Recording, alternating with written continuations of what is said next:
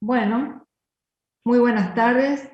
Bienvenidos a todos al taller sobre enfermedades que afectan al cultivo del arroz.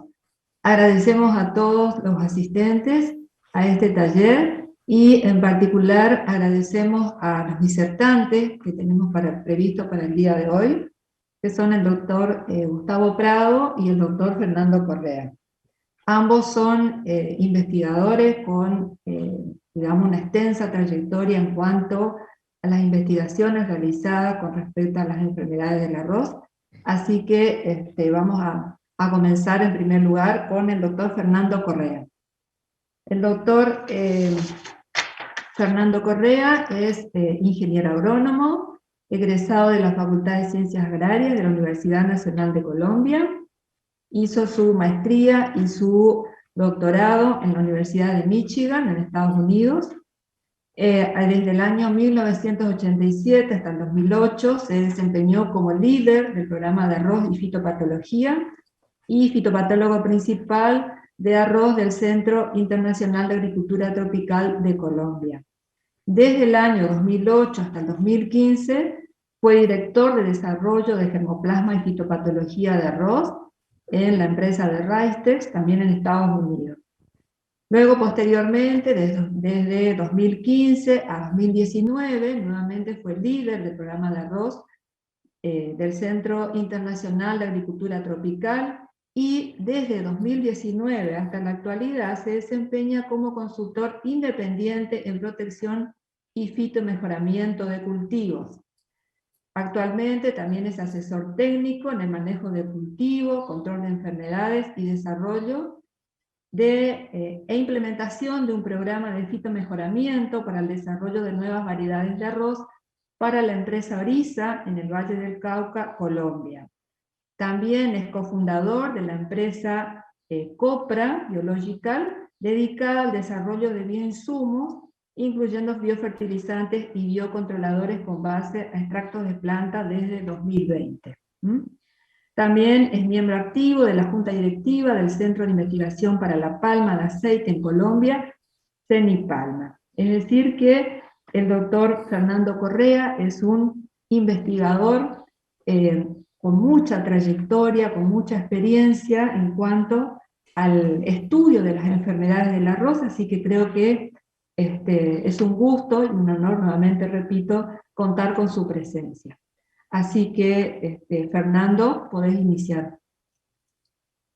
Muchas gracias, Susana, y quiero Bien. agradecer a los organizadores del Quinto Congreso Argentino de Fitopatología por esta invitación a participar de su congreso y bueno, espero poder transmitir información que considero muy útil para el cultivo del arroz y también agradecer a Susana Gutiérrez pues, por invitarme a participar en el congreso. Entonces, tengo dos presentaciones que voy a entonces a dar de forma continua y la primera de ellas es hablar sobre el estado actual del tizón del arroz causado por Pedicularia oryzae, cuál es su importancia económica y el manejo de la enfermedad. Este añublo o tizón del arroz causado por Pedicularia oryzae y su estado sexual como Magnaporte oryzae, pues es la enfermedad más importante del arroz. Es un patógeno que ataca a la planta del arroz en diferentes estados de desarrollo, desde muy temprano, como vemos aquí a la izquierda, los síntomas que puede causar en la hoja, pero su daño principal realmente está cuando llega al estado reproductivo de la planta, como vemos aquí a mano derecha, en donde los cuellos de la panícula son afectados también por este hongo y como ven aquí, la formación de los granos puede ser completamente afectada, causando hasta más de un 50% de pérdidas en rendimiento.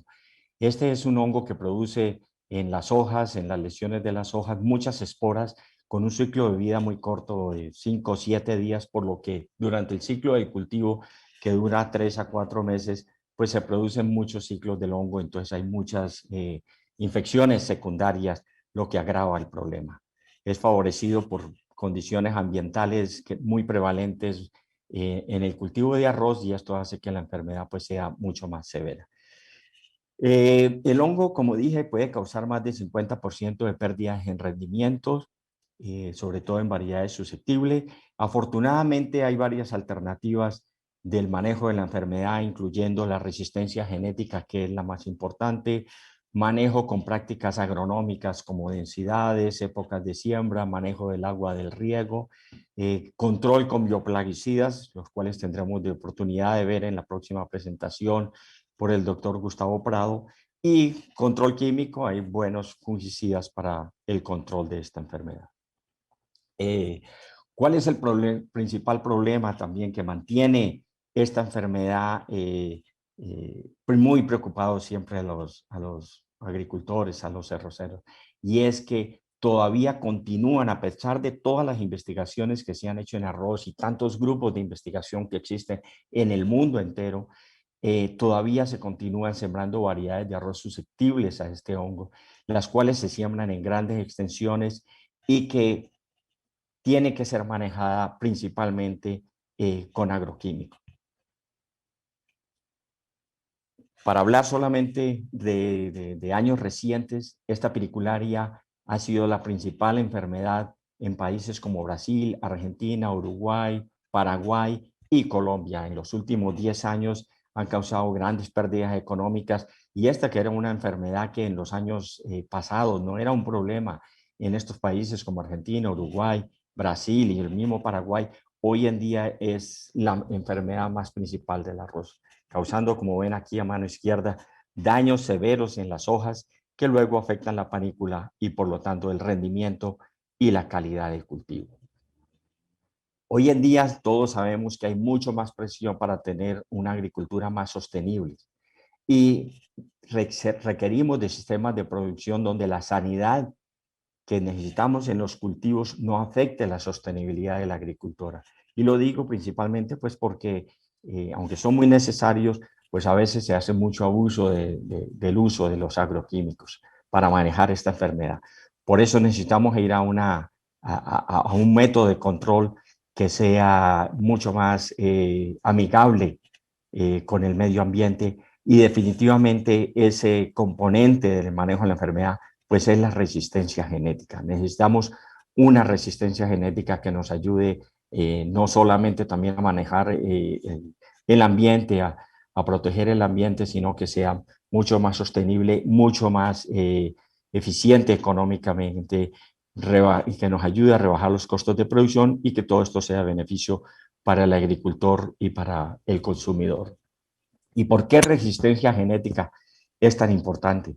Bueno, resistencia genética es algo que cuando lo entregas a un agricultor y el agricultor lo adopta, es muy poco lo que el agricultor puede cambiarle por las diferentes razones que tenga el agricultor, sea grande, pequeño, pobre, rico, pues la variedad es resistente y se siembra así. Además, porque la resistencia genética se ha demostrado de que cuando las enfermedades se manejan con resistencia genética, las pérdidas son mínimas, menos del 0.1%, y la eficiencia siempre es mayor del 95%. Mientras que las enfermedades, cuando no hay una resistencia genética y se basan solamente en un manejo agronómico, cultural o el manejo con el agroquímico, aunque haya muy buenas prácticas agronómicas y aunque haya muy buenos fungicidas, pues siempre hay una eficiencia muy baja de un 45 a 60%. Se reporta en el caso, por ejemplo, del manejo del añulo de la vaina en el arroz, y las pérdidas, siempre hay unas pérdidas no menos del 5 al 10%. Y hay muchas razones. A veces el agricultor, porque no puede adoptar todas las prácticas agronómicas, no puede regar bien, no puede tener una semilla certificada, no puede manejar bien el agua, hacen malas aplicaciones de los fungicidas a destiempo, miles de razones. Entonces siempre eso hace que la eficiencia de este tipo de control pues no sea lo que deseamos, como lo que se encuentra en la resistencia genética. Entonces, hoy en día, con tantos costos de los insumos y de todo, y costos de producciones tan altos, nos damos cuenta que para ser competitivos en un futuro, realmente necesitamos variedades de arroz con una resistencia a las enfermedades. En este caso, para concentrarme entonces en el caso de piricularia, voy a describir lo que ha sido el resultado de una estrategia que hemos desarrollado cuando estaba trabajando para el Centro Internacional de Agricultura Tropical, que resumo aquí en estos 4 puntos y que es muy importante y yo diría fácil de adoptar y de implementar. Estos 4 puntos consisten, primero, en lo que debe ser una caracterización de la estructura genética de las poblaciones locales o regionales de Piricularia orice. En este caso yo me resumiría esto en que debemos de concentrarnos en la caracterización genética, digamos, de un país y las poblaciones locales donde se siembra arroz y que, los cuales van a ser las poblaciones de hongo relevantes para desarrollar una resistencia. Segundo, una vez tengamos esas poblaciones caracterizadas en su estructura genética, pues entrar a hacer una caracterización de la diversidad y la frecuencia de unos genes de avirulencia que existen en este patógeno y que afortunadamente en el caso del arroz y en el caso de este patógeno existen unas variedades diferenciales con resistencia, genes de resistencia conocidos. En tercero, después de estos 2 primeros puntos, debemos de identificar las combinaciones de genes de resistencia que sean más eficientes, cuyas combinaciones puedan controlar toda la población relevante o en estudio.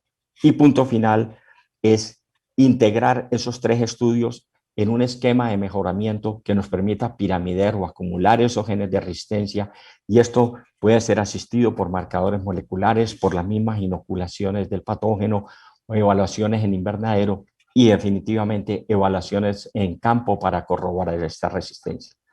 Voy a comenzar entonces con el primer punto, que es la caracterización de la estructura genética de las poblaciones de Piricularia orice.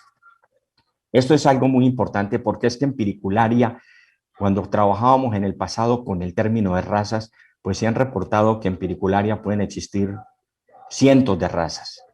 Pero una ventaja de caracterizar la estructura genética con estos nuevos marcadores moleculares, y hoy en día hay muchos marcadores moleculares, y aquí solamente para dar un ejemplo, en este caso con un marcador para PCR que se llama POD2, nos permite simplificar toda esa diversidad del hongo, toda esa complejidad en grupos genéticos. En este caso, para las poblaciones de Colombia, yo resumo esto en 7 grupos genéticos, en donde cada grupo genético, como vemos aquí en estas columnas, nos permite agrupar individuos que pueden ser muchas razas, pero que tienen mucha similitud genética. Luego vamos a ver cuál es la importancia de reducir toda esa complejidad en grupos genéticos. Segundo, como dije, afortunadamente en arroz existen unas variedades diferenciales que fueron desarrolladas por un grupo japonés en el Instituto Internacional de Investigaciones en Arroz, el IRRI, en las Filipinas, en donde este grupo de variedades diferenciales, cada una de ellas tiene un gen de resistencia a Piricularia, entonces podemos contar con más de 25 genes de resistencia que, como voy a mostrar, son muy útiles para el estudio de las poblaciones de Piricularia. Y es muy útil, y voy a resumir aquí en esta tablita, en el caso de Piricularia, que existe una interacción planta-patógeno dado por el gen por gen. Cuando yo tengo una variedad diferencial de estas con un gen de resistencia, ¿ya?, y la inoculo con el patógeno, este patógeno puede tener, digamos así, 2 haplotipos, o tiene una que tenga el gen de avirulencia correspondiente a este gen de resistencia. Y cuando entran en interacción, este gen de avirulencia tiene un producto, el cual interactúa con un producto del gen de resistencia, y cuando se da esa interacción de gen por gen, se manifiesta como una resistencia. Entonces, ese gen confiere una resistencia a este patógeno. Cuando nosotros hablamos de una resistencia monogénica, que sabemos que no es durable, es porque este patógeno muta este gen de virulencia, pierde esta funcionalidad, y cuando se pierda esta funcionalidad y no funciona más ese gen de virulencia, entonces esta interacción de no existencia del gen de virulencia, así la planta tenga el gen de resistencia, se da en una interacción de susceptibilidad. Y eso es importante para tenerlo en cuenta con cosas que voy a hablar más adelante. Entonces, en estos estudios de las frecuencias de genes de virulencia, es muy importante estas diferenciales porque así como muestro en este estudio con 85 aislamientos de las poblaciones de pedicularia en Colombia, yo puedo estudiar entonces inoculando 85 aislamientos de pedicularias, como en este caso, en todas estas diferenciales que tienen estos genes de resistencia, puedo determinar cuál es la frecuencia de esos genes en mi población del patógeno. Entonces, de aquí puedo comenzar a ver, por ejemplo, que si yo tengo un gen de resistencia conocido como PIA y la frecuencia de avirulencia es de 0 en la población del patógeno, pues eso quiere decir que todos los aislamientos del patógeno infectan al gen de resistencia PIA y que no me va a servir.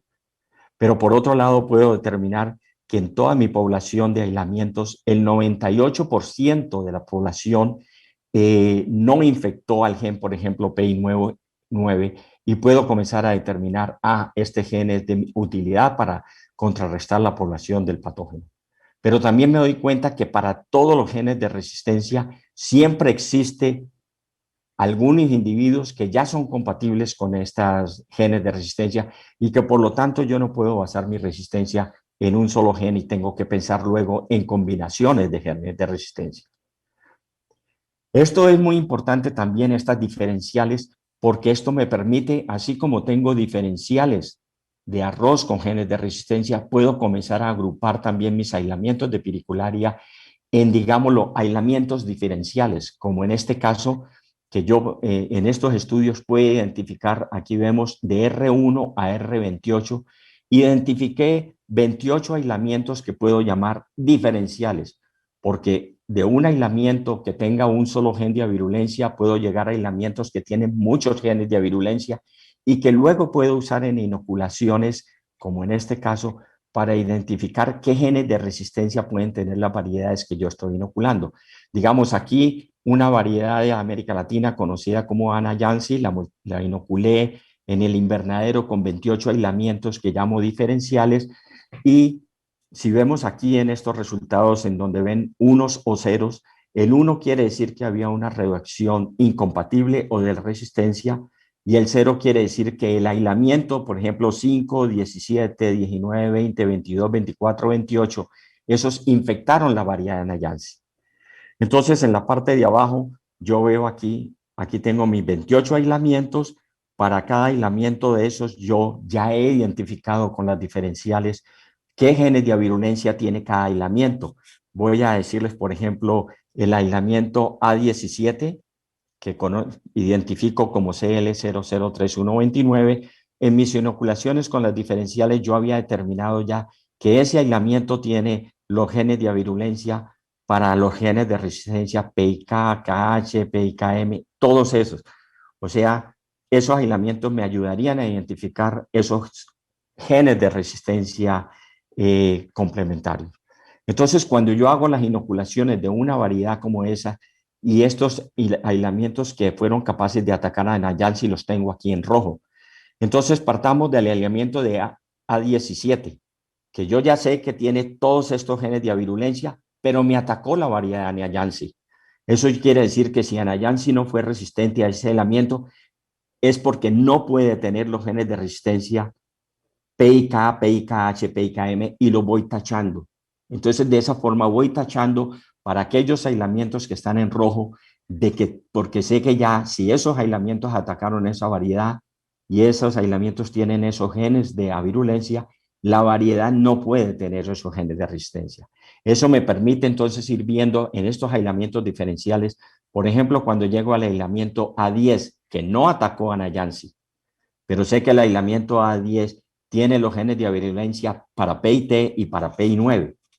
Pero por esto que había dicho anteriormente, de que puedo ir eliminando genes de resistencia, ya sé de que Anayansi no tiene el PI9. Entonces yo lo tacho aquí y ya sé que el PIT, entonces, es un gen de resistencia que está en esa variedad. De esa forma, yo puedo ir identificando los genes de resistencia que están en esas variedades. Y así llegué a la conclusión de que Anayansi tiene el gen de resistencia como está en rojo aquí, PIT, PIZ, PIK, PITA2, que va a ser muy útil en mi programa y esquema de identificación de las combinaciones de genes de resistencia. De esa forma, nosotros caracterizamos 211 variedades de arroz que han sido liberadas en América Latina, y haciendo estas inoculaciones con estos alineamientos diferenciales, pues pude identificar en estas 211 variedades cuál era la frecuencia de presencia de genes de resistencia en todas estas variedades. Así pude determinar e identificar que 12 variedades tenían el PI9, que 64 el PI1, y todas las variedades pude determinarlas cuál era la frecuencia.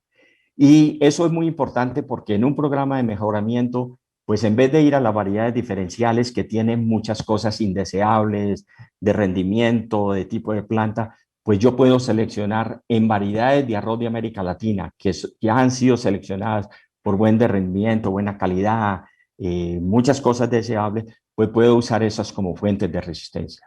Tengo aquí en rojo el PI9, PI1 y PI33 y estos que ven en rojo, porque para la población de Colombia esos fueron los genes de resistencia que resultaban ser mucho más útiles para la población del patógeno de Colombia.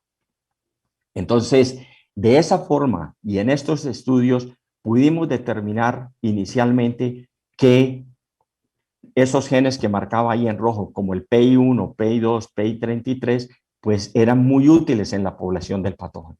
Ahora, cruzando la información de lo que son estos genes de resistencia, los genes de avirulencia, y ahora con la estructura genética del hongo utilizando estos marcadores, pudimos encontrar, y aquí yo tengo como en estructura genética, llamo linajes genéticos, y aquí presento esta tabla solamente con 3 linajes genéticos más relevantes en la población del patógeno de Colombia. Linaje genético 6, y tengo 3 aislamientos que representan el linaje genético 6, 3 del linaje genético 4 y 3 del linaje genético 5. Fue muy importante esta estructura genética porque aquí podemos encontrar en estos estudios que aunque el gen, por ejemplo, de resistencia PI33 es susceptible a los linajes 4 y a 5, pues me confería resistencia a todos los aislamientos que yo había probado del linaje 6. Y asimismo para el gen de resistencia PI1, aunque es susceptible al linaje 6 y al linaje 5, ese PI1 me confería resistencia a todos los aislamientos del linaje 4. Y en el otro caso, los aislamientos, el gen de resistencia PI2 confiere resistencia a los aislamientos del linaje 5, aunque sea susceptible a los otros linajes. Pero en conclusión, al mirar la combinación de estos 3 genes de resistencia, teóricamente si yo los pongo juntos me deben de conferir resistencia a los 3 linajes. Entonces esa es la importancia de tener también la caracterización genética, porque en vez de hablar de cientos de razas y utilizar cientos de razas, en mi caracterización con los diferenciales puedo seleccionar aquellos aislamientos más representativos de cada linaje genético, por ejemplo, aquellos que son más virulentos, y utilizarlos en la identificación y caracterización de los genes de resistencia. Estas desarrollamos entonces para corroborar y comprobar esta hipótesis, desarrollamos unas líneas isogénicas con cada uno de estos genes individuales o una línea isogénica con los 3 genes, y efectivamente fuimos al campo y corroboramos de que lo que nos decía todos esos estudios de caracterización de estructura genética, de las frecuencias de los genes de virulencia y la identificación de los genes de resistencia, pues cuando combinamos los genes de resistencia 1, 2 y 33 y las pusimos en el campo ante la diversidad del patógeno, pues encontramos que en realidad esa combinación confería resistencia, que no lo hacían cuando aquí, como ven en el campo, si yo tengo una línea isogénica con un solo gen o con 2 genes, son susceptibles, pero definitivamente con los 3 genes se corroboraba la hipótesis. Y es que esos genes de avirulencia tienen un papel muy importante en el patógeno, no solo como un gen de avirulencia, sino que cumplen otras funciones dentro de la planta y son muy importantes, cosas que voy a explicar un poquito más en una diapositiva. Ahora, una vez tenemos esas combinaciones y los de genes de resistencia relevantes para la población del patógeno de nosotros en Colombia, eso no quiere decir que sea la misma combinación útil para Argentina o para Brasil y que hay que implementar estos estudios para identificar las combinaciones más relevantes. Cada uno tendría que hacerlo, pero estas diferenciales son libres, ¿no? Y no son sino solicitarlo al IRRI para obtenerla y hacer esos estudios. Pero una parte y el cuarto punto de la estrategia muy importante es que las evaluaciones luego se deben de hacer tanto en hoja como en panícula, en lo que se conoce como sitios calientes o hotspots, que se caracterizan porque tengan, ya sea de forma natural, un ambiente propicio para el desarrollo de la enfermedad en términos de humedad, temperatura, diversidad del patógeno, que pueda tener yo siempre asegurar una infección en la hoja, luego una alta severidad e infecciones en la panícula, pues yo necesito realmente ir a esos hotspots o sitios calientes para poder corroborar e ir seleccionando mis poblaciones de mejoramiento, exponiéndolas a una diversidad del patógeno. Puedo hacerlo también con marcadores moleculares que existen y están descritos en la literatura, en este caso, digamos, para los genes de resistencia que yo indicaba, que eran útiles para colombias, como el PIB, que está en el cromosoma 2, o el PI33 en el cromosoma 8, o el PITA o TA2 en el cromosoma 12, y aquellos que están en el cromosoma 11, podría utilizar también marcadores moleculares, información que está disponible en la literatura, para corroborar si esos variedades que estoy seleccionando como altamente resistentes en el campo, pues esa resistencia no vaya a deberse solamente a muy pocos genes, sino que están llevando a aquellos genes que necesito incorporar en mi variedad. Entonces, eso es algo muy importante. También lo puedo hacer porque muchos laboratorios van a decir, bueno, yo no tengo una capacidad de utilizar marcadores moleculares. Entonces, para eso también estarían los aislamientos, que llamo aislamientos diferenciales con esos genes de virulencia, los cuales también puedo utilizar para inocular, así como mostré para esas 200 variedades de América Latina, puedo utilizarlos en inoculaciones controladas, identificar si esas variedades que estoy seleccionando llevan o no llevan los genes de resistencia en los cuales tengo interés. Para concluir aquí también mi presentación, ¿por qué entonces es tan importante tener una resistencia, en este caso que sea controlada por 3 genes? Cuando mostré esa interacción gen por gen con un solo gen de resistencia, veíamos que habían 2 haplotipos del patógeno con la presencia del gen de virulencia o la pérdida de ese gen de virulencia, o prácticamente 50% de la población de esos 2 haplotipos, pues con la pérdida de un gen de virulencia ya se quebraba la resistencia.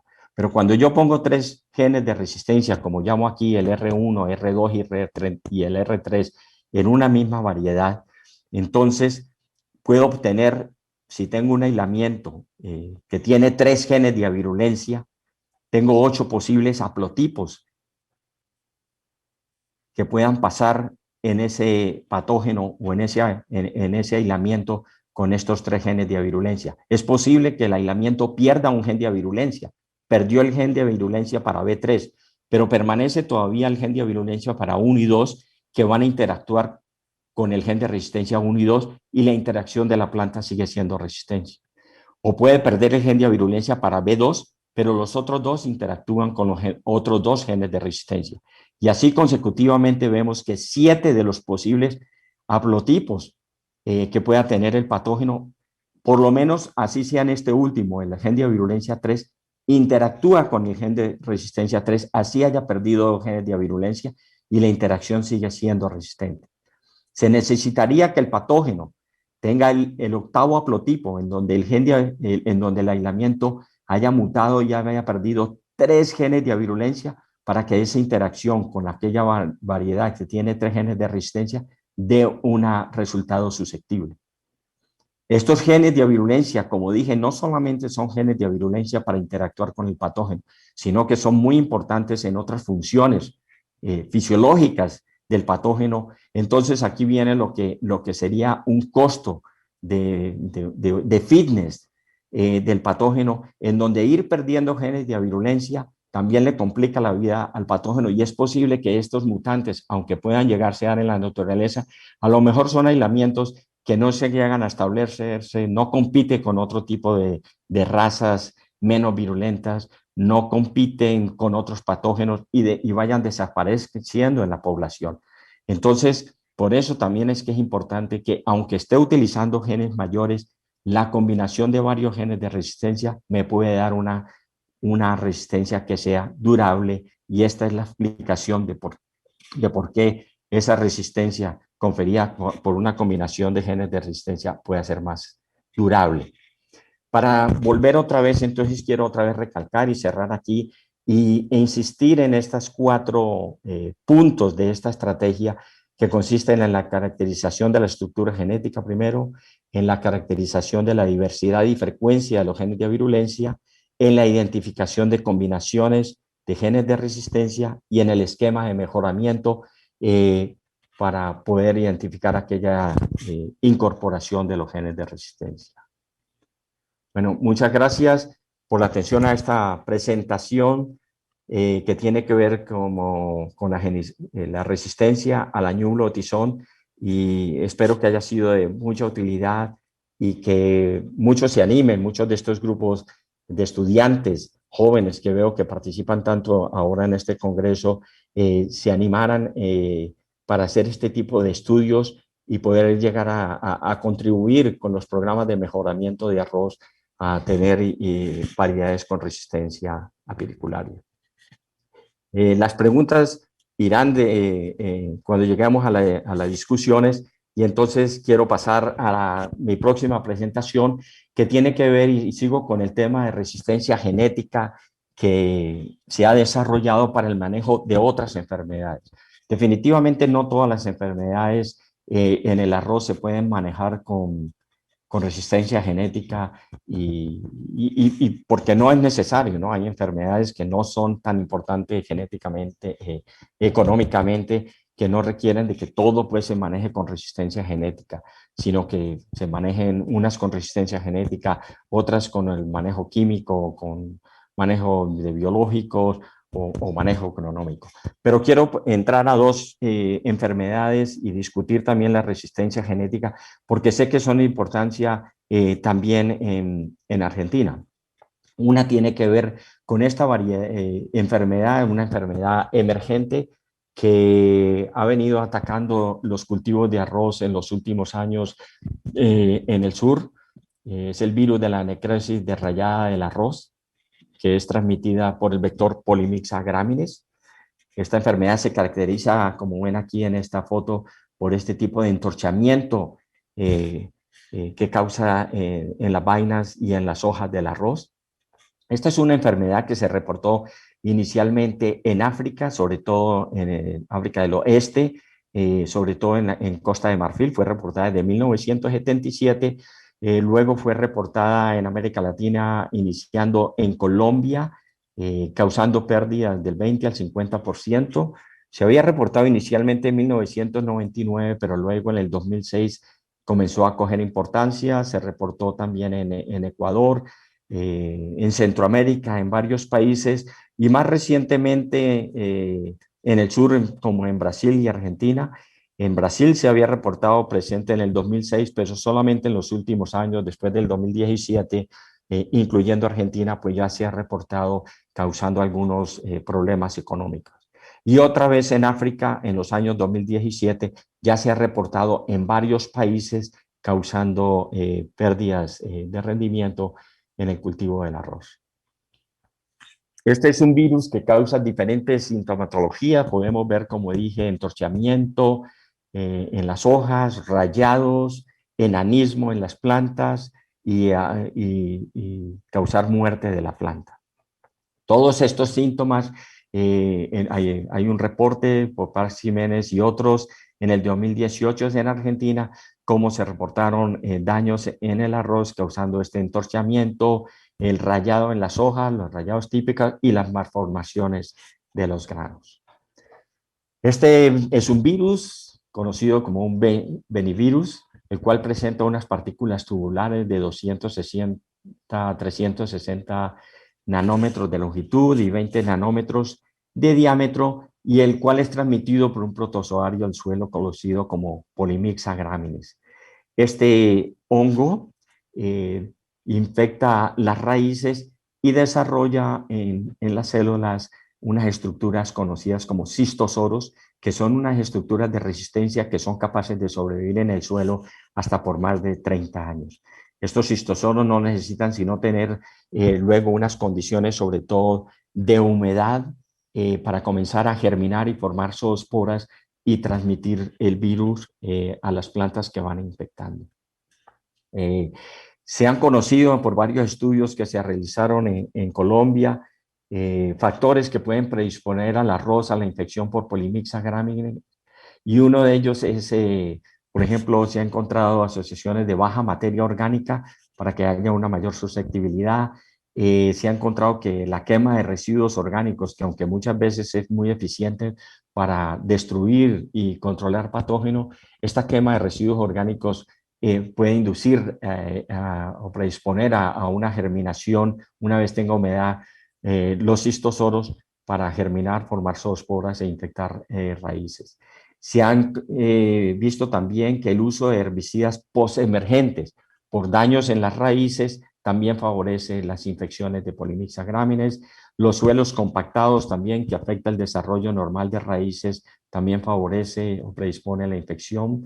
Suelos arenosos, las deficiencias nutricionales, como sabemos, también favorece muchas enfermedades. Y hemos visto que también la alternancia de periodos de humedad y secado, prácticas que es muchas veces muy comunes en el cultivo del arroz, sobre todo cuando se van a aplicar herbicidas, cuando se va a aplicar fertilizantes, hay riegos intermitentes, los cuales favorecen para a la germinación de los cistosoros, producción de zoosporas y, por supuesto, infección. El método principal del control de enfermedades virales que son transmitidas por Polymyxa graminis en muchos cultivos, incluyendo el trigo y remolacha azucarera, por ejemplo, ha sido a través del uso de variedades resistentes. Entonces nosotros también, cuando trabajaba en el CIAT, comenzamos a hacer los estudios de resistencia al virus de la necrosis rayada, tratando de identificar fuentes de resistencia. Desafortunadamente en las variedades comerciales no se encontraban unos altos niveles de resistencia. Aquí veo que uno de los pósters reporta también una evaluación de diferentes variedades aquí en Argentina, en donde se reporta que todas las variedades que se probaron en unas pruebas de resistencia fueron susceptibles. Afortunadamente, en estudios que hicimos en el CIAD, encontramos altos niveles de resistencia a este virus en varias accesiones de la especie del arroz cultivada en África, Oryza claverrima. Para ustedes, bueno, la especie más cultivada en el resto del mundo es Oryza sativa, pero en África, además de Oryza sativa, también cultivan una especie conocida como Oryza claverrima. Y nosotros encontramos entonces resistencia en Oryza claverrima y también que esta resistencia es fácilmente transferida a la Oryza sativa, y varias líneas mejoradas fueron desarrolladas en esos estudios. Afortunadamente, esta es una resistencia que es simple o probablemente controlada por uno o dos genes mayores de resistencia. Para poder evaluar la resistencia, tuvimos que desarrollar unos métodos de evaluación en condiciones controladas, el cual estaba basado principalmente en suelo que se recolectaba de campos infectados y traídos a los invernaderos, sembrados con variedades altamente susceptibles, y después de unas 2 siembras en estos materos conteniendo este suelo y lograr infección en una variedad altamente susceptible, con eso se lograba aumentar el número de raíces infectadas y su presencia de cistosoros en el suelo, lo cual nos permitía después tener un suelo bastante uniforme en cuanto al inóculo en el suelo y poder después utilizar ese suelo para sembrar las variedades que queríamos evaluar. De ahí encontramos que en este caso como 8 o 10 accesiones diferentes de Oryza claverrima que se obtuvieron de bancos de germoplasma presentaban una incidencia del 0% de entorchamiento al virus, mientras que todas las variedades controles de la Oryza sativa que habíamos utilizado como controles eran susceptibles al virus. Se desarrollaron cruces interespecíficos entre la Oryza sativa y algunas accesiones de este Oryza glaberrima para hacer unos retrocruzamientos y luego a partir de una F1 en estos retrocruzamientos hacer unos cultivos de dobles haploides para tener un número grande de líneas y luego con marcadores moleculares cubriendo todo el genoma de los 12 cromosomas de arroz, pues comenzar a hacer unos estudios que nos permitió seleccionar más o menos, aquí ven en el lado izquierdo, unas 70 líneas, en donde todas esas líneas, si vemos aquí en este eje superior, aquí sobre el horizontal, representando los cromosomas 1 a 12, los 12 cromosomas del arroz, veíamos que, por ejemplo, la primera línea, la 60, tenía principalmente un segmento, aquí vemos en un color marrón oscuro, un segmento del cromosoma 1 que venía de Oryza glaberrima. La idea de desarrollar estas líneas que se conocen en inglés como Chromosome Segment Substitution Lines o líneas con segmentos de cromosomas sustituidos, era con estas líneas se puede obtener de que cada una de estas líneas tenga un pedacito del cromosoma y si vemos aquí en toda esta diagonal, lo que se busca con estas 70 líneas y si cada una de estas líneas vamos viendo que tienen esta diagonal un pedacito o un cromosoma del cromosoma del glaberrima, el objetivo es que todas estas líneas, estas 70 líneas, tenían pues la representación de todos los 12 cromosomas de la Oryza glaberrima. Luego entonces cuando uno evalúa las líneas y las expone a la infección con Polymyxa graminis, pues puede comenzar a identificar líneas que son resistentes y si ya sabemos qué parte del cromosoma de glaberrima está presente en esa línea, pues eso facilita entonces después poder identificar en qué cromosoma está el gen de resistencia y luego eventualmente llegar a identificar, a mapear el gen y ubicarlo y a identificar marcadores moleculares que le ayuden a uno después en un programa de mejoramiento para hacer la incorporación de ese gen. Como dije, se desarrollaron líneas por retrocruce de dobles haploides y esto permitió estos estudios identificar un QTL o un gen altamente significativo presente en el cromosoma 11 y situado entre los marcadores con los microsatélites conocidos como RM202 y 26406. Y si vemos aquí a la derecha, vemos aquí en la base, bien a la derecha, aquellas variedades que eran susceptibles al virus, pues no presentaban aquí, si vemos aquí entre los microsatélites 202 y 26406, no se ve la presencia del cromosoma que viene del Oryza glaberrima, mientras que aquellas líneas que tienen una mayor resistencia o resistencia al virus, pues podíamos identificar qué parte del cromosoma y en qué cromosoma estaba ubicado. Así llegamos a que estaba en el cromosoma 11 ese gen de resistencia al virus. Efectivamente, se desarrollaron muchas líneas, las cuales fueron evaluadas en invernadero para los diferentes síntomas que describí, como el entorchamiento, rayado, enanismo, mortalidad y todas estas líneas desarrolladas a partir del cruce interespecífico entre Oryza glaberrima y Oryza sativa y que tenían ese gen de resistencia, pues presentaban esta resistencia al virus del entorchamiento, mientras que los controles como el BG92, que era en este caso el progenitor susceptible, pues presentaba susceptibilidad a todos estos síntomas del virus del entorchamiento. Otra vez la accesión de glaberrima completamente resistente y otros controles susceptibles, pues presentaban la susceptibilidad. Entonces, es posible tener resistencia a este virus, no es difícil adoptar e implementar, como mencioné rápidamente, estas metodologías de evaluación para la resistencia al virus. Simplemente es adoptarlas, implementarlas trayendo suelo infectado de los campos con entorchamiento, incrementando las poblaciones del hongo del protozoario en el suelo a partir de siembras con variedades susceptibles y uniformizando el suelo.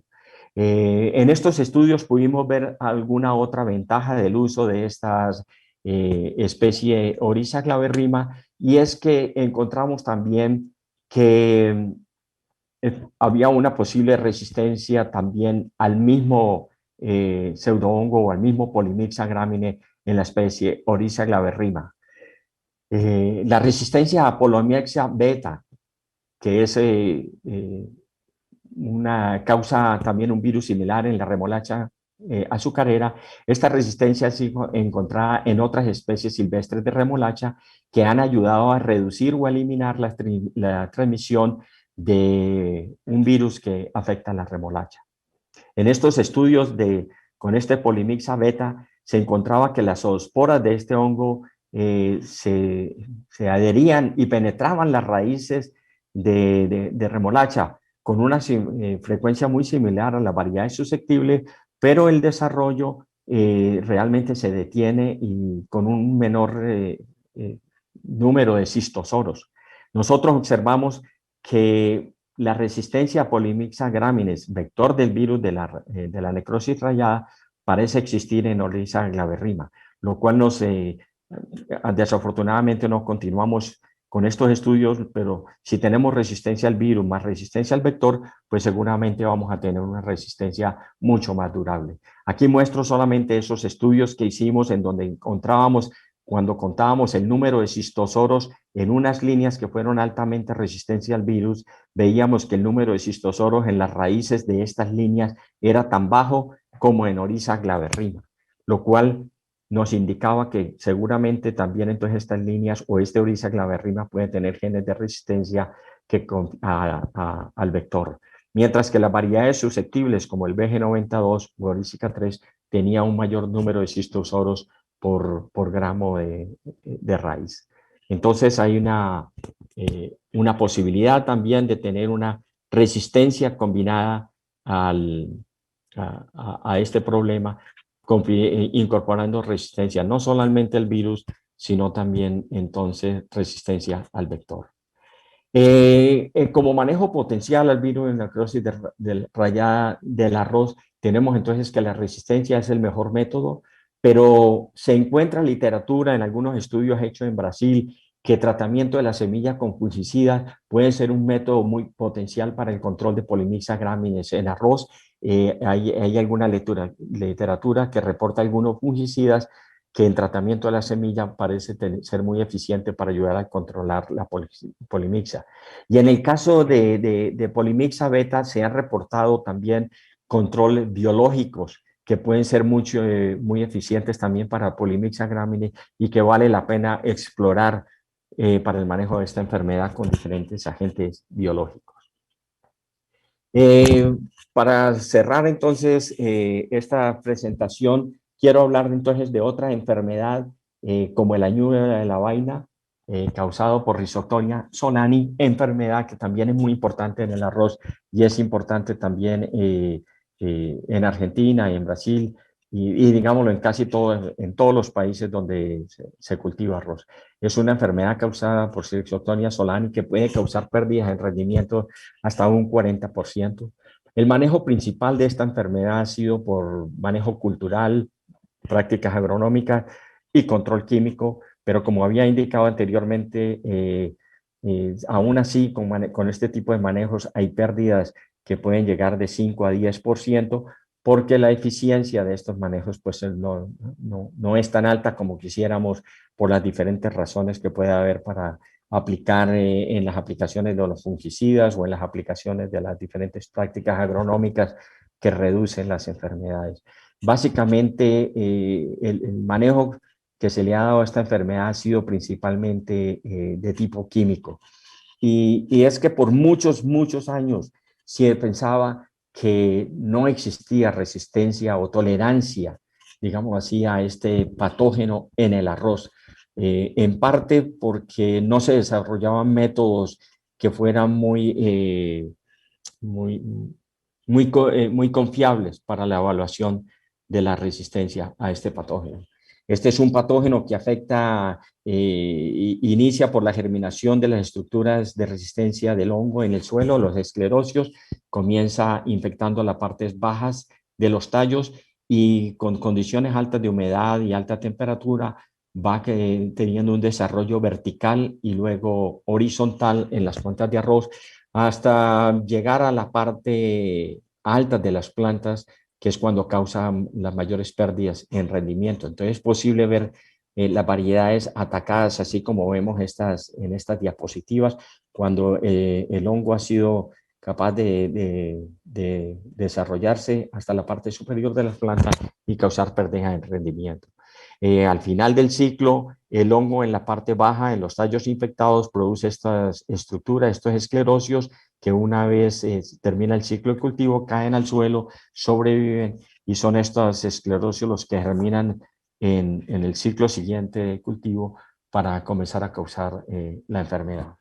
Sin embargo, se han desarrollado métodos los cuales pudimos utilizar para evaluar las diferentes variedades de arroz y corroborar y ver a nivel de campo con inoculaciones controladas del hongo y dando condiciones favorables para tener una uniformidad, ver que existen diferencias realmente entre variedades y que hay variedades, digamos, altamente resistentes o tolerantes en el arroz, así como hay variedades altamente susceptibles donde el patógeno puede llegar a la parte superior, esas variedades altamente susceptibles, mientras que, como dije, en estas variedades tolerantes o resistentes, el hongo básicamente infecta y se queda en las partes inferiores. Habiendo desarrollado esos métodos de inoculación y queriendo tener una información más o menos de cómo puede ser el control genético de esta tolerancia, se desarrollaron muchos cruzamientos entre variedades, digámoslo así, tolerantes y variedades altamente susceptibles, y estudios en diferentes generaciones. Aquí se muestra cómo en la segregación en 6 cruzamientos, la segregación en las plantas F2 de plantas que pueden ser altamente tolerantes o intermedias o susceptibles a este patógeno. En estos estudios se pudo encontrar que para los diferentes cruzamientos sí existían unos grupos de plantas que tenían una mayor tolerancia que los progenitores que habían sido utilizados en los cruzamientos, lo cual daba pues una indicación de que sí valía la pena realizar estudios para identificar cómo podía controlarse con resistencia esta enfermedad. Estos estudios permitieron determinar con diferentes marcadores moleculares que la resistencia a este patógeno no es sencilla, es mucho más compleja que lo que ya indiqué para piricularia y que para el virus de la necrosis de rayadas, pues porque se encontraron muchos QTLs asociados a la tolerancia. Sin embargo, a pesar de que la resistencia es compleja, estos estudios permitieron determinar varios QTLs presentes en varios cromosomas, como es en el cromosoma 1, en el cromosoma 2, 3, 5, 6, 9, 10, 12. Como ven, muy complejo, pero sin embargo, muchos de esos QTL, sobre todo una región presente en el cromosoma 9, con un efecto bastante grande, casi comportándose como un gen mayor, se pudo determinar mediante este uso de marcadores moleculares. Entonces se inició un programa de mejoramiento que desafortunadamente no continuó, implementando una estrategia de mejoramiento para aumentar la frecuencia de estos QTLs que mostraban mucho más efecto en el control y tolerancia de rizotonia, como es este del cromosoma 9, en el cromosoma 6 y en el cromosoma 12. Entonces sí es posible manejar esta enfermedad también con tolerancia, pero también otra vez lo mejor es determinar en poblaciones y variedades locales cuáles pueden ser los mejores QTLs para controlar esta enfermedad mediante la resistencia genética. Bueno, con esto cierro lo que es el uso de la resistencia genética en el manejo de algunas enfermedades en el arroz, como son la piricularia, la posibilidad para el virus de la necrosis de rayadas, lo mismo que para la rizotonia. Hay otras enfermedades que son muy importantes, pero no están presentes en Argentina, como el caso de Santomonas, que también, Santomonas orice, que también se maneja con resistencia a esta bacteria. Bueno, espero que entonces durante la discusión podamos tener algunas preguntas que pueda manejar y poder contestar a las dudas que tengan. Muchas gracias por la atención.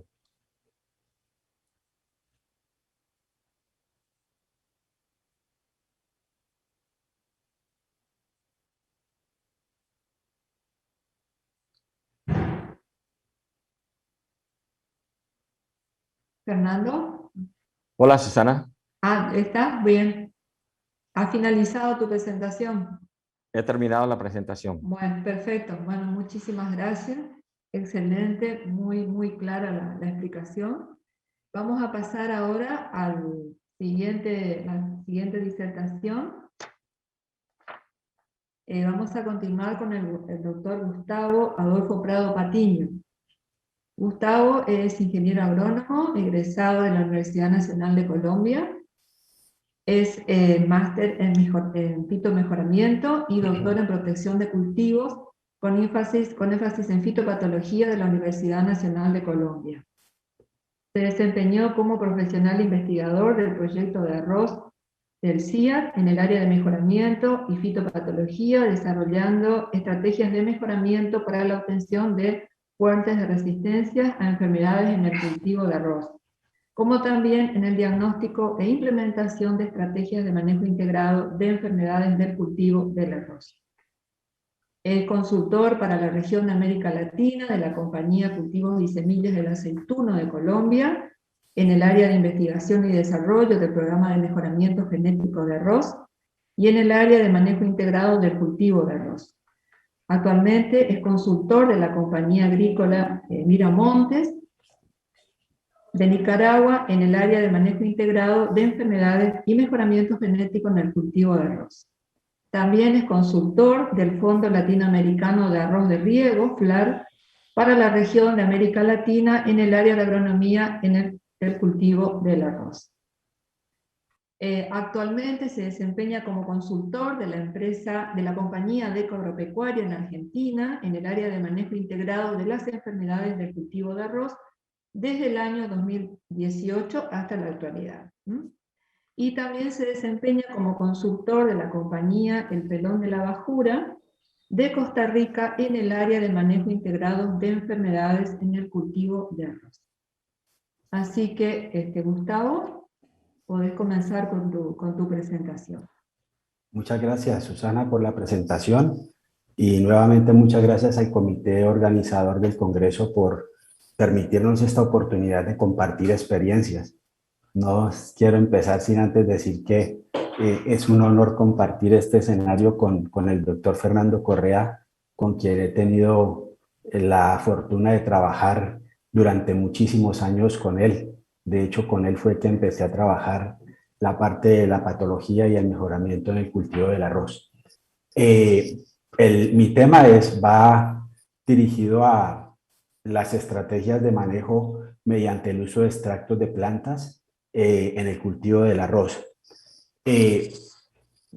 Con todo lo que mencionó ahora el doctor Fernando Correa, y para las principales enfermedades que se puede incorporar resistencia o que se puede buscar resistencia por el interés que hay por cada una de ellas, es importante también conocer que el cultivo del arroz como tal está presentando situaciones de baneamiento en varios países de América Latina que están asociados también al clima y no solamente a eventos patológicos. Entonces, tenemos que las temperaturas, la radiación, la precipitación, la humedad relativa, los estreses por sequías, el pH del suelo, la toxicidad por herbicidas y los desbalances nutricionales juegan un papel importante como factores abióticos que afectan el rendimiento del arroz como tal.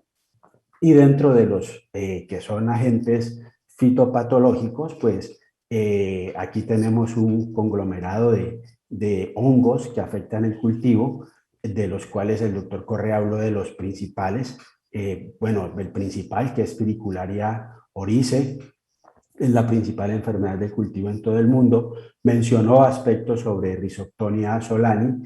Yo decía esta mañana en la sección de manejo integrado que Galliminomyces es un patógeno que adquirió mucha importancia la parte de lo que es Perú, Ecuador, Colombia y Centroamérica, siendo un agente que está causando disminuciones importantes en el rendimiento del cultivo.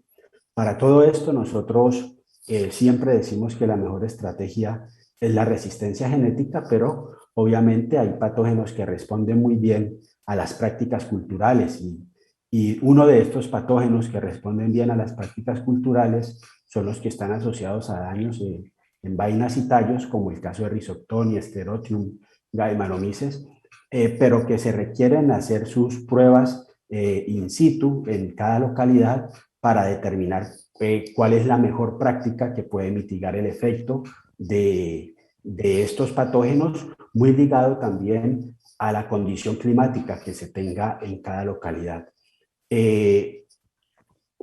Dentro de las estrategias de manejo, hoy por hoy, y hablando de todo lo de sostenibilidad, se habla mucho de tratar de reducir la carga química en los cultivos y así sea a gran escala también.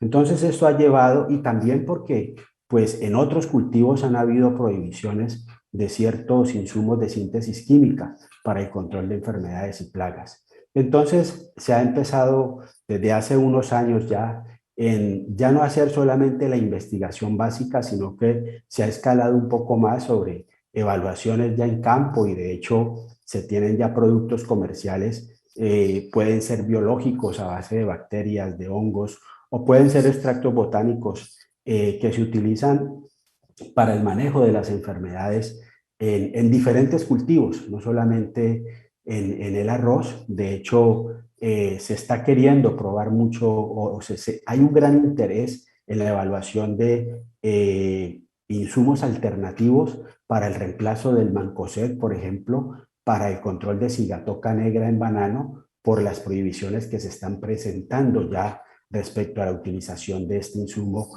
para el control de esta enfermedad, y es el insumo que más se utiliza. Entonces, para entrar un poco ya en el tema de lo que son los extractos botánicos, estos son sus productos extraídos de plantas, los cuales son utilizados como agentes microbianos, insecticidas y antioxidantes. Estos subproductos son sintetizados por la planta, pero ellos no cumplen funciones en el desarrollo o en la producción de las plantas como tal, y se conocen como metabolitos de secundarios, son metabolitos de defensa de las plantas. ¿Cuáles son las funciones de los metabolitos secundarios? Esta mañana lo decía, de esto se ha hablado mucho en el Congreso. Aquí voy a mencionar en términos generales algunos de ellos.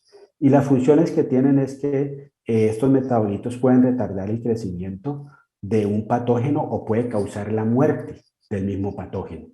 Pueden inhibir la biosíntesis de los ácidos nucleicos y pueden causar afectaciones también en las paredes celulares y en la membrana celular. Intervienen en procesos metabólicos esenciales como en la parte de las membranas, en el transporte transmembrana, y ahí afectan también el desarrollo de los patógenos. ¿Cuáles son las clases de metabolitos que más se han trabajado? Pues se conocen metabolitos secundarios como son alcaloides, terpenoides y fenoles. Dentro de estos metabolitos secundarios, los terpenoides y los fenoles, incluidos allí los flavonoides, son los que se han reportado más, haciendo un efecto microbiano, un antimicrobiano, y por ende, pues sus eficacias en el control de ciertos patógenos. Vale la pena recalcar aquí que estos extractos botánicos, los insumos o fungicidas, que son a base de extractos botánicos, tienen amplios espectros de control, porque dentro de un producto de estos o en un producto de estos pueden estar inmersos diferentes tipos de metabolitos, lo cual los hace también, y en reportes que hay, los hace interesantes porque se asume que el riesgo de resistencia se disminuye el riesgo de resistencia a los patógenos se disminuye, también porque son diferentes metabolitos los que pueden estar actuando en un mismo producto. Dentro de los compuestos fenólicos, pues lo mencioné ahora, son probablemente los que tienen la mayor actividad antimicrobiana. Dentro de ellos están los flavonoides, isoflavonoides, están los ácidos fenólicos, entre otros. ¿Cuáles son los modos de acción de este tipo de insumos? Y esto era algo que se requería información, pero que ya está saliendo a la luz por trabajos de investigación básica que se está haciendo, pero que están generando información muy útil, valga la redundancia, para poder entender por qué estos insumos o estos extractos botánicos tienen esas eficacias de control. Y cuando uno hace una comparación entre o las actividades antimicrobianas que tienen los extractos botánicos, hay unas similitudes en los mecanismos o modos de acción de ciertos microorganismos como las bacterias.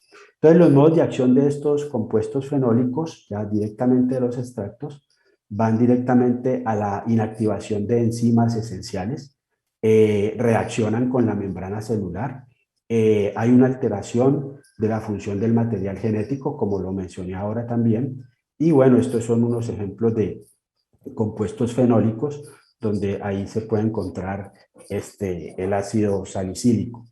Con respecto a los estudios que se han hecho ya, este es un trabajo de Li Yun en 2016 y sus colaboradores, donde ellos trabajan directamente con Magnaporte grisea y tratándolo con un aceite de eucalipto.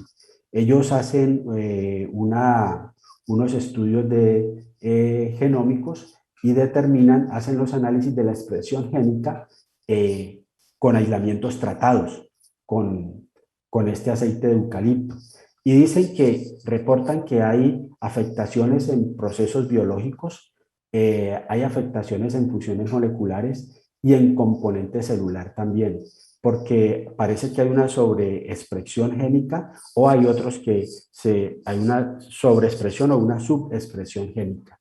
Y esto conlleva a que en los procesos biológicos, por ejemplo, el metabolismo celular se afecte, el desarrollo del micelio se afecta, el transporte transmembrana también, y las interacciones entre el hospedero con el hospedero se interrumpen también por unas cuestiones de señales o vías proteínicas. Con las funciones moleculares hay una afectación de la actividad enzimática, la actividad catalítica y la actividad de factores de transcripción. Dentro de los componentes celulares, pues se afecta la integridad de la membrana, el citoplasma y el núcleo del patógeno.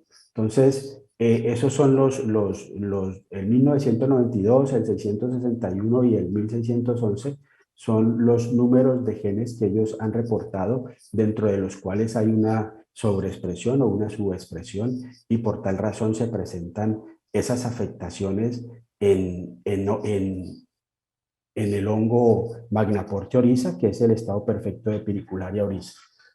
Aquí podemos ver del mismo trabajo, en esta microfotografía, en la parte derecha, en la A, allí no está tratado el micelio con el aceite de eucalipto, y nosotros observamos aquí un micelio más delgado comparado con el micelio que está en la fotografía B, donde observamos un micelio, perdón la expresión, está apermazado, un micelio que se ve también con unas cavidades sobre sobre la superficie. Entonces aquí hay como una sobreexpresión y las cifras se ponen más gruesas, y de esta manera se está afectando el desarrollo normal del hongo. Entonces, basados en esto, ellos han hecho otros trabajos también, y a nivel de placas in vitro trabajaron la inhibición del desarrollo del micelio de un grupo de hongos patogénicos con el mismo aceite de eucalipto. Aquí tenemos el reporte de los diferentes hongos que ellos trabajaron, donde dice control es el testigo sin tratamiento, y donde dice tratado es lo que se trató y cómo hay una inhibición en el desarrollo del micelio. Al final están los porcentajes de inhibición comparándolo pues respecto al testigo, sin utilizar el aceite de eucalipto. Yo presento esto, ¿por qué razón? Porque aquí a nivel de América Latina ya hay ciertos productos a base de eucalipto también y a base de otros extractos que vienen funcionando muy bien para el control de enfermedades, como lo mencioné ahora, no solamente para el arroz, sino para otros cultivos. Y yo les voy a presentar unos ejemplos de trabajos que hemos hecho a nivel de laboratorio, que se han hecho a nivel de laboratorio, para observar las afectaciones que se van presentando en algunos de los hongos que afectan el arroz. Entonces, aquí podemos observar con un producto que es a base de extracto de eucalipto, se coloca a crecer el hongo Gallemanomyces graminis en una caja de Petri que no tiene ningún tratamiento con el extracto, y en las dos cajas de arriba donde está tratado el medio de cultivo, en este caso PDA, no vemos no vemos ningún crecimiento donde está tratado con el extracto, versus donde no hay el tratamiento. Allí vemos, ya esta es una foto que tiene 5 días y ya vemos cómo se va desarrollando el micelio normalmente de Gallemanomyces. Entonces prácticamente a los 4 días podemos decir hay un 100% de control. Claro que aquí falta afinar un poco más la técnica para poder determinar las diferencias o los porcentajes de control que se da con este insumo frente al testigo sin tratamiento. Este es para el caso de Rhizoctonia solani. Ya esta es una caja de Petri con 6 días después de puesta a crecer, donde no hay tratamiento, el micelio se desarrolla normalmente sin ningún problema, y donde hay tratamiento, no hay crecimiento del hongo. Quiero mencionar que las dosis que se utilizaron acá para llevarlas a escalas son dosis de 1 litro por 200 litros de agua. Luego se hacen pruebas a nivel in vivo ya, en condiciones controladas. Se hacen inoculaciones con el hongo, pero previamente se aplica el producto sin tener el hongo. A las 24 horas se hace la inoculación con el hongo, se incuba durante 15 días, se le dan las condiciones para que se desarrolle la enfermedad con humedad relativa por encima del 90% y una temperatura que oscila entre 30 y 32 grados. Y observamos nosotros que donde no hay tratamiento, en las líneas azules, el hongo va desarrollándose, como bien lo mencionaba el doctor Correa ahora, tiene su desarrollo vertical, y donde están las líneas, las flechas con rojo, pues esas donde fue tratado con el producto, no hay crecimiento. O sea, se aplicó el producto, a las 24 horas se inoculó, se incubaron 15 días, y estos son los resultados que tenemos. Donde hay el crecimiento, pues solamente se colocó el hongo sin ningún tratamiento con el insumo. Ahora, estas pruebas se hicieron ya en condiciones de campo, con estos resultados preliminares. Se hicieron en Costa Rica, y previo se diseñaron las parcelas y se hicieron inoculaciones artificiales para asegurar que hubiera inóculo en las parcelas, porque este hongo se disemina de una manera desuniforme, y esta era una forma de disminuir el riesgo de escapes en el desarrollo de la enfermedad.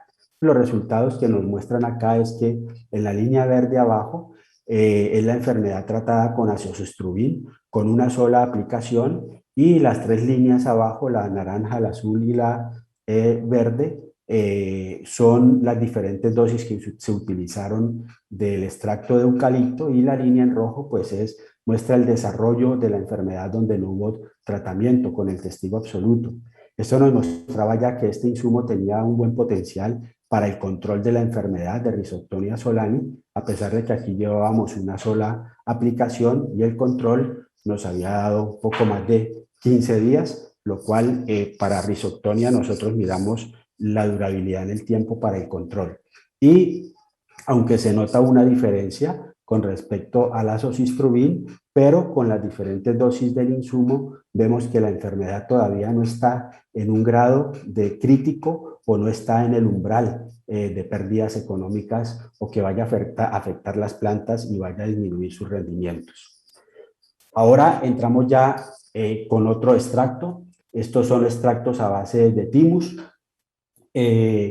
Arriba podemos observar los testigos, cajas de Petri donde no se colocó, no se hizo la mezcla del medio de cultivo con el insumo. Esto es un medio de salvado de arroz. Y abajo observamos donde se hicieron los tratamientos con el extracto de thymus. Entonces podemos observar Rhizoctonia pyricularia de Ganomedes, donde se inhibe el desarrollo y crecimiento del hongo. En el medio donde tenemos Pyricularia, este hongo pues crece más lento que Rhizoctonia y que Ganomedes, y por esa razón se ve un crecimiento mucho más pequeño radial respecto a los otros dos. Sin embargo, ustedes observen que este color es gris. Este color grisáceo indica la esporulación que tiene el patógeno, y este micelio blanco es una costra que se está formando sobre el medio, y ese micelio no es esporulante. Y las esporas de Pyricularia son las que son infectivas. Para el caso de Rhizoctonia observamos que el micelio trató de crecer, pero luego se afecta y su crecimiento se frena considerablemente. Estos son cajas ya que llevan crecidas 10 días en incubadora a 28 grados centígrados, y aquí observamos también que el crecimiento de Ganomedes se frena, y aquí en el testigo su crecimiento es el 100%. Aquí también se trabajaron dosis de 1 litro por 200 litros de agua. Cuando observamos Pyricularia crecido de esta manera, nosotros en la anterior, donde observábamos que hubo un poco de crecimiento de Pyricularia, tomamos de ese tejido, de aquí de esta parte, tomamos muestras para observar al microscopio, y observábamos nosotros que donde está el testigo, las conidias de Pyricularia crecen normalmente, o sea, están crecidas normalmente, y donde estaba la costra blanca, el micelio afectado por Pyricularia, observábamos nosotros conidias que estaban amorfas, conidias que ya estaban afectadas, y esto muy probablemente por el efecto del extracto que se estaba utilizando. Ahora, cuando observamos el micelio a detalle de Pyricularia, observamos un micelio deforme también, no es un micelio continuo y recto, sino que es un micelio que se observa un poco más engrosado y con unas ciertas corrugaciones y curvaturas que nos indica ya la afectación del extracto de thymus sobre el hongo Pyricularia. Muy similar a lo que se observaba ahora, pero con más detalle a nivel de la fotografía electrónica con el trabajo de Liu y Xu. Ahora, para el caso de Sarocladium, este es el testigo sin tratamiento, y estos son los testigos con tratamiento. Observen que aquí es un micelio un poco más blanco, más brillante. Este es un micelio un poco más suelto, y cuando nosotros tomamos muestras de aquí del control, observamos acá arriba todas estas conidias que se han formado en el micelio. Pero cuando tomamos muestras del micelio, de acá de donde está tratado con el producto, observamos que no hay una formación de conidias. Entonces se está inhibiendo la formación de las conidias de Sarocladium. Cuando observamos también con Rhynchosporium, este es el crecimiento, el tratamiento con el extracto botánico de thymus. Tomamos muestras y observamos el crecimiento de las conidias de Rhynchosporium, y cuando se toman muestras de acá, de esto que ha logrado crecer un poco, pues observamos que no hay un desarrollo de conidias. Y observamos también una malformación en las hifas comparadas con las hifas de acá, con unas hifas continuas, y aquí se ven unas hifas corrugadas con unos ciertos abultamientos en unos sectores, indicándonos pues que también está afectando el micelio.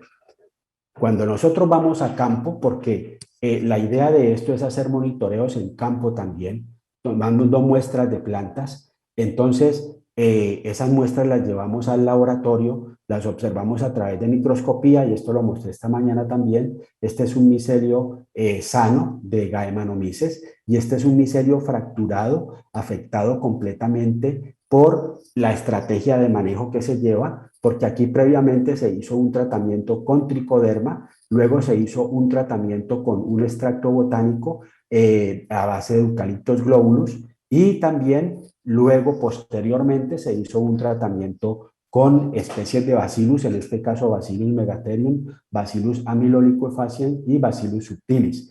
Esto es para nosotros analizar las posibles combinaciones que se pueden hacer en el manejo de este tipo de enfermedades. ¿Por qué razón? Porque aún con fungicidas de síntesis química, haciendo hasta 4 aplicaciones en el ciclo del cultivo, la enfermedad aparece. Y es porque el hongo vuelve y empieza un nuevo ciclo infectivo, y cuando la planta ella ya entra a la fase reproductiva, pues ya no se aplica más el producto y la parte interna de las plantas quedan a libre exposición de del patógeno, y el patógeno empieza a colonizar rápidamente, y este patógeno en particular, su mayor proceso infectivo lo hace cuando la planta los granos están pasando de estado lechoso a estado pastoso. Pero cuando lo hacemos integrando microorganismos, esos microorganismos seguramente se siguen estableciendo cuando ya hay canopy. Esa temperatura y humedad relativa le ayudan para su desarrollo, y ellos pueden seguir multiplicándose durante el ciclo de cultivo, y apoyados también con la aplicación del extracto botánico, que va a generar una fracturación también en las conidias, en el micelio, y una ruptura también de las paredes celulares del micelio. Actividad similar que pueden hacer las bacterias, y una actividad diferente a la que viene haciendo previamente Tricoderma, enrollando las hifas y haciendo una especie de parasitismo. Con esta información, con los trabajos que venimos haciendo con Adecoagro y el convenio con la Universidad de Corrientes, con el apoyo de la doctora Susana Gutiérrez, pues diseñamos unos tratamientos donde hemos hecho combinaciones de Tricoderma con Bacillus, y esto va más orientado al control de Sclerotium y al control de Rhizoctonia también. Entonces es un trabajo que va en proceso. Ya por lo menos en unas pruebas preliminares, la doctora Susana Gutiérrez pudo determinar que si evidentemente cuando toma muestras en el campo, en algunas que inclusive uno puede ver plantas que sean asintomáticas, y allí puede observar el micelio del hongo que está siendo afectado. O en aquellas donde presentan unos síntomas leves, empieza a hacer observaciones en microscopio, y ella se ha encontrado esto ya, donde aquí observa de que esto es una hifa plasmolizada, probablemente esto es una Rhizoctonia, y entonces esa es la forma en que van trabajando estas combinaciones de estos tipos de insumos. Este es el tratamiento 16, donde estamos trabajando un Tricoderma más Bacillus subtilis. Vale la pena recalcar que este es un Tricoderma oriundo de uno de los campos de ADECO, y que se está trabajando pues para sus controles en las diferentes áreas de producción. Otro ensayo que se hizo fue aquí en Colombia. Se han hecho diferentes ensayos, y entonces acá tenemos un lote de 2.4 hectáreas. Tenía esta era la forma del lote, donde tenía diferentes piscinas.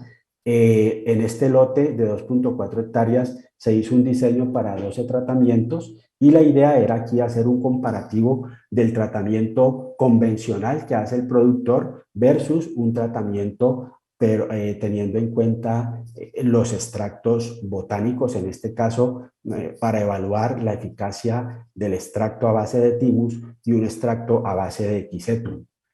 Los resultados al final de la campaña, haciendo evaluaciones preliminares, haciendo evaluaciones durante el desarrollo del cultivo, nosotros aquí se llegaron a hacer 4 aplicaciones del extracto en las parcelas donde les correspondía por el diseño los tratamientos, y también 4 aplicaciones con el extracto de Quisetum y el de Thymus. Y observen ustedes que en el tratamiento químico se utilizaron diferentes ingredientes activos para el control de las enfermedades. ¿Por qué razón?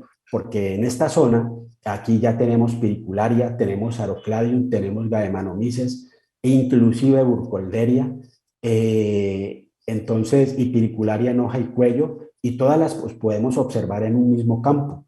Entonces, por esa razón se llevó el diseño de esta manera, se llevó el trabajo de esta manera, y observamos que al final, cuando se hacen los análisis, las enfermedades, el control de enfermedades con los extractos de Thymus y con los extractos de Quisetum comparados con esta mezcla o estas combinaciones de fungicidas de síntesis química, pues no hay unas diferencias altamente significativas respecto al control de estas enfermedades, como aquí podemos observar piricularia hoja, piricularia cuello, Rhizoctonia, Sarocladium y Gallmanomyces. Y también hicimos comparaciones de rendimiento y podemos observar que el rendimiento fue de 9 toneladas por hectárea para el tratamiento químico. El rendimiento en el tratamiento con Thymus fue de 12.4 toneladas y el tratado con Equisetum fue de 11.8 toneladas. Entonces, unas diferencias significativas en cuanto al rendimiento. Las enfermedades se mantienen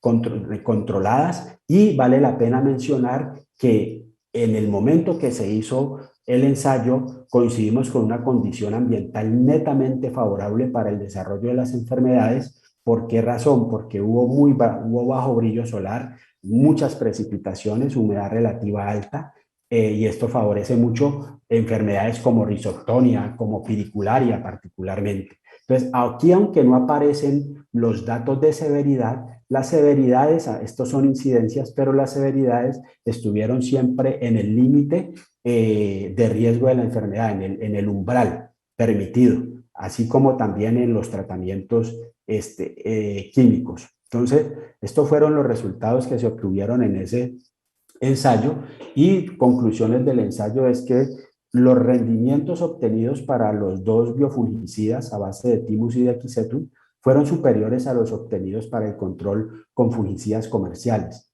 Entre los dos biofungicidas se pudo ejercer un alto control de todas las enfermedades del arroz presentes, siendo el control superior o igual al del control químico comercial. Y para un excelente control de los patógenos e insectos del arroz, en este caso patógenos, y un mayor rendimiento, se recomienda utilizar la dosis de 1 litro por hectárea de los dos fungicidas, que es a base de Thymus y a base de Equisetum, haciendo 2 o 4 aplicaciones por ciclo, dependiendo de las condiciones ambientales y de la presencia y la incidencia de las enfermedades. ¿Qué acotación o qué podemos concluir nosotros de los extractos botánicos como insumos integrados a un plan de manejo en las enfermedades en el cultivo del arroz? Que el riesgo de resistencia de los patógenos es menor, que son de acción rápida también, que son de amplio espectro, se pueden mezclar inclusive con ingredientes activos de síntesis química y con bacterias, porque si tienen acción fungicida no van a tener una acción que vaya a limitar el trabajo de las bacterias. Generan estimulación con las plantas, en las plantas, no contaminan el medio ambiente, son de baja persistencia en el suelo y en el agua, son fácilmente biodegradables y no afectan la salud de los aplicadores.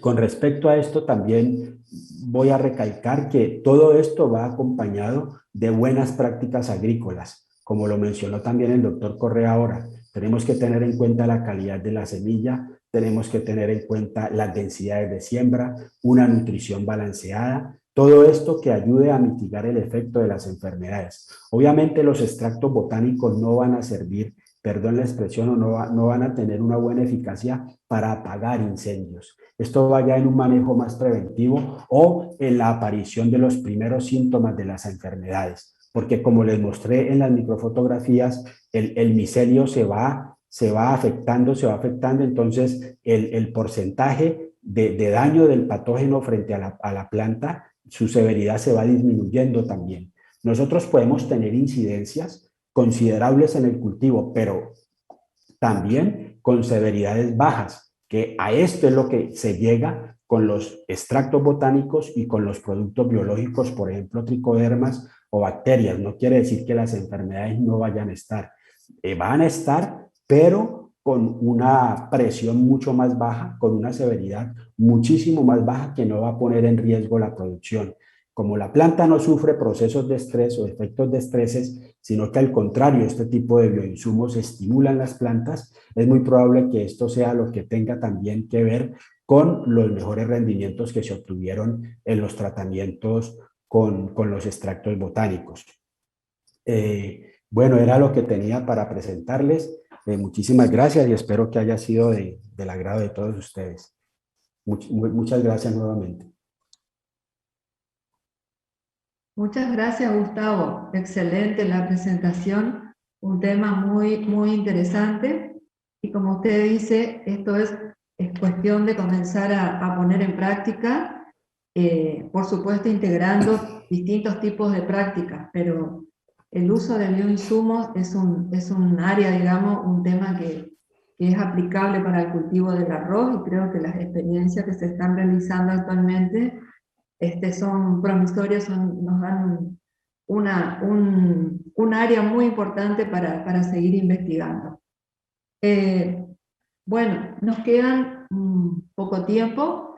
Aquí hay unas preguntas por parte de los asistentes, pero una de ellas dice, va dirigida a Fernando. ¿Existe resistencia general al tizón del arroz? ¿Cómo interfiere en la detección de la resistencia específica? Sí, sí existe resistencia general y, y sí, lo que dice resistencia general se refiere a lo que también se conoce como resistencia horizontal o poligénica. Sí existe, es mucho más difícil de, digamos, de detectar y mejorar que la resistencia vertical.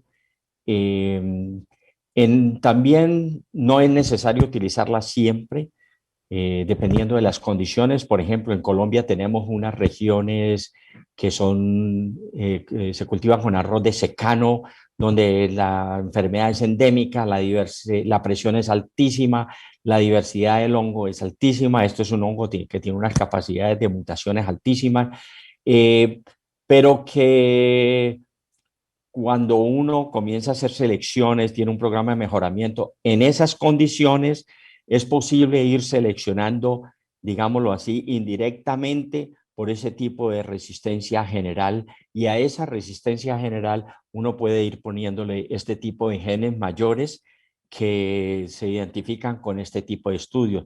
Eso ayuda mucho, que si llegara a haber una super raza que me rompió la resistencia de 2, 3, 4 o 5 genes, bueno, esa resistencia general ayuda a prevenir. Estudios que se han hecho para entender el control de esa resistencia en ese tipo de variedades. Hay una variedad que se desarrolló hace muchos años y desapareció en Colombia ya, porque hay otras variedades ahora con mejor calidad de grano, más rendimiento, pero que su resistencia se mantuvo durable por muchos años, y definitivamente cuando se hizo un estudio genético se veía que la resistencia estaba controlada por una combinación de esa resistencia general más los genes, más unos genes que daban una resistencia vertical si se usaran individualmente.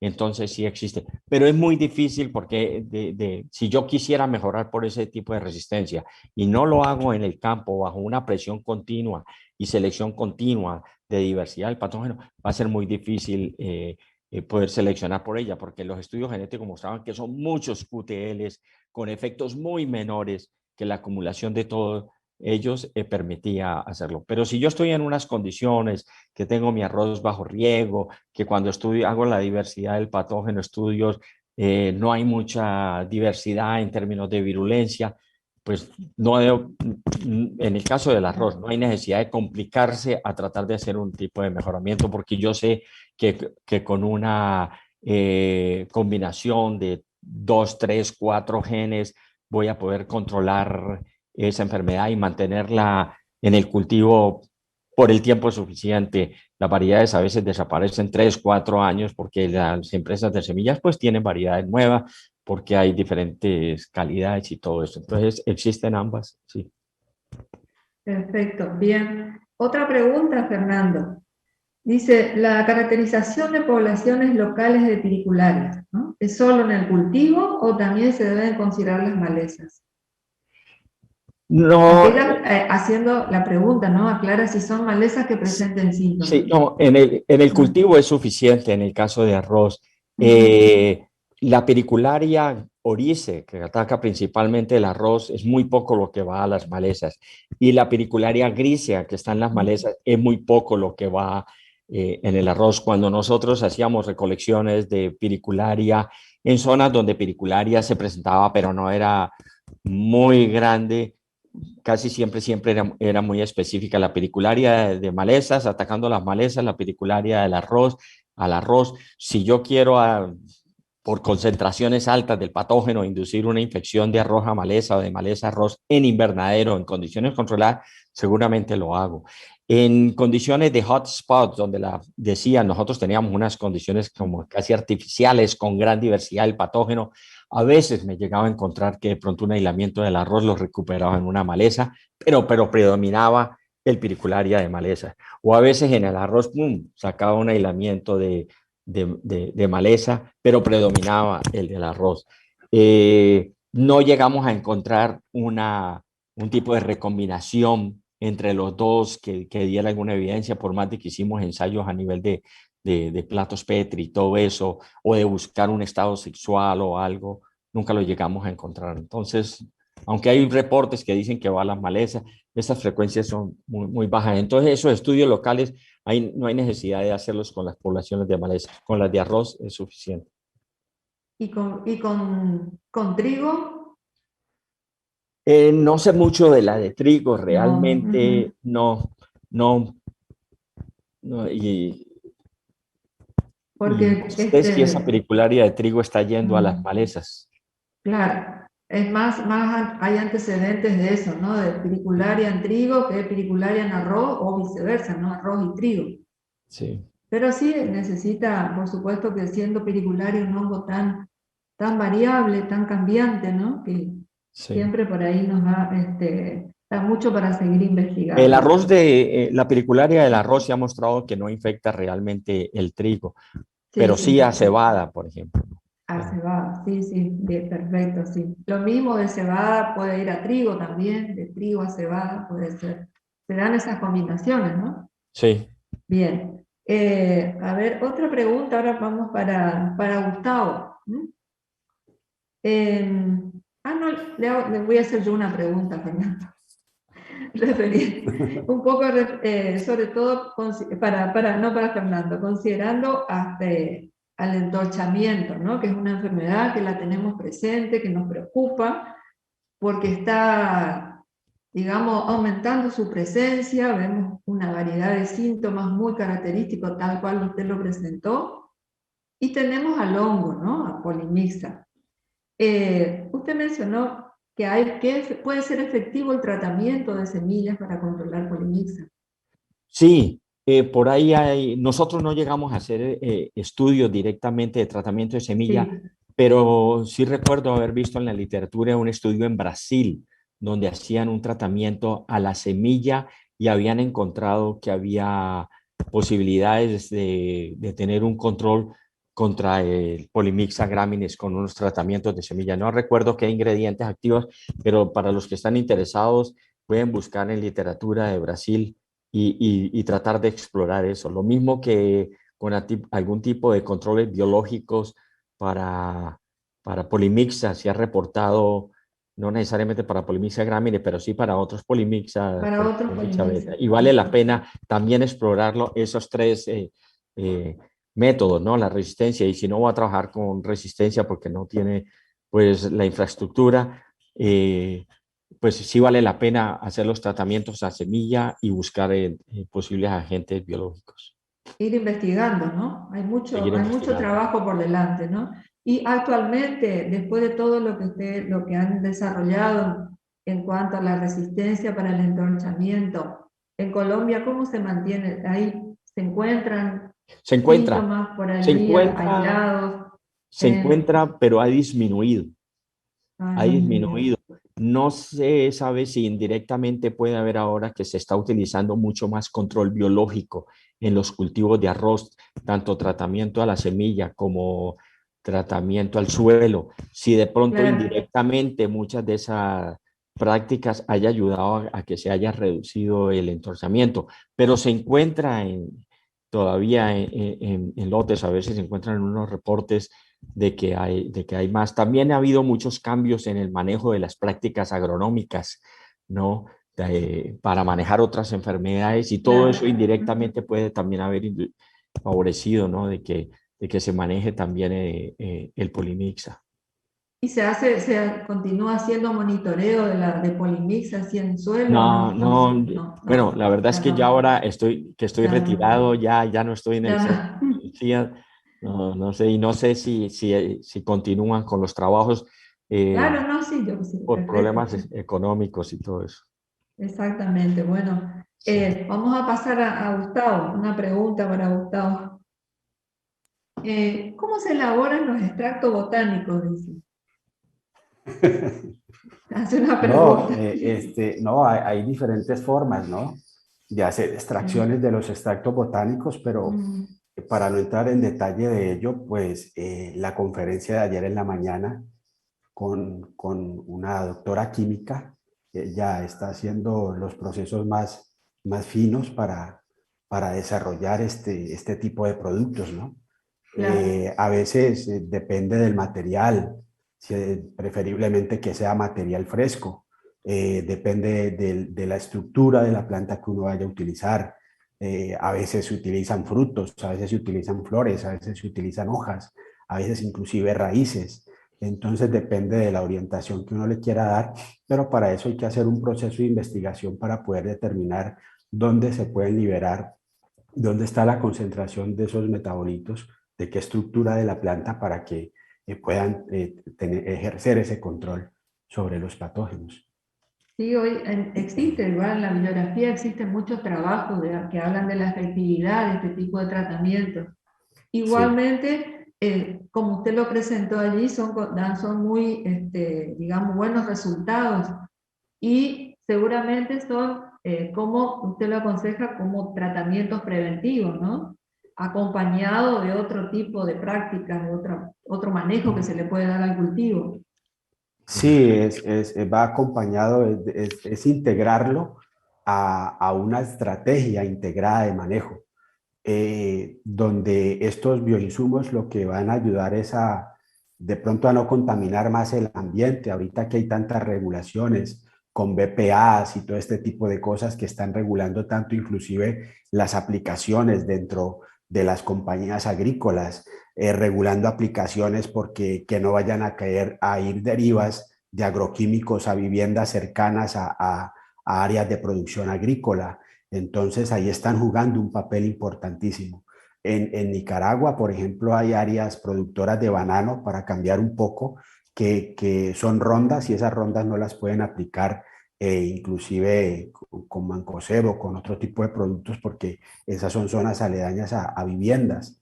Entonces se regula mucho esto, y eso es algo que para lo cual no, se viene preparando porque se está dando un cambio que yo pienso que en buena hora está llegando, pero esto va muy acompañado de un proceso. No es que el bioinsumo te vaya a solucionar el problema, sino es educarnos para que esto se integre de muy buena manera.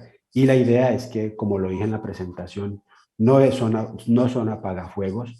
Claro. Los insumos biológicos tampoco son apagafuegos. Ellos entran muy bien en un plan preventivo, porque a esto se le suma que generan ciertas estimulaciones en las plantas. Claro, y lo importante de todo esto es que actualmente existen cada vez más trabajos realizados, sobre todo en arroz, ¿no? En los cuales vamos considerando un poco el control biológico junto con este tipo de extractos de plantas. Otra pregunta, con respecto a bacterias. ¿Cómo es la situación actual de las bacterias?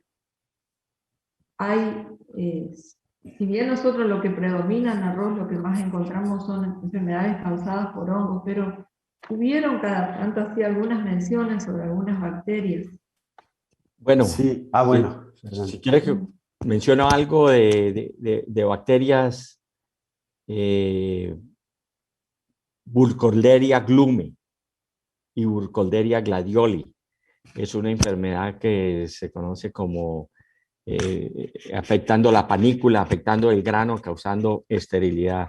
El añulo bacterial de la panícula es una bacteria que, aunque había sido reportada hace muchos años como presente en, en el suelo, en los cultivos de arroz, y además es una bacteria patógena de muchos otros cultivos. A partir más o menos del 2008 comenzó a tener una importancia en varios países de América Latina, Colombia, todo Centroamérica. Hoy en día llega hasta Bolivia.